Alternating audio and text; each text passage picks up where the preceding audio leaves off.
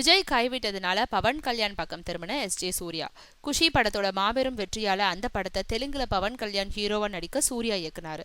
அந்த படம் பவன் கல்யாணுக்கும் தெலுங்குல திருப்பு முனையை ஏற்படுத்தி கொடுத்துச்சு. பின்னாடி இந்த படத்தை ஹிந்திலையும் இயக்குனாரு சூர்யா. குஷி மூலம் தனக்கு திருப்பு முனையை கொடுத்ததை மறக்காத பவன் கல்யாண் மீண்டும் சூர்யாவுக்கு நடிக்க கால்ஷீட் கொடுத்தாரு. மீண்டும் சூர்யா பவன் கூட்டணியில உருவான புலி படம் 5 வருடங்களுக்கு முன்னாடி வெளிவந்தது.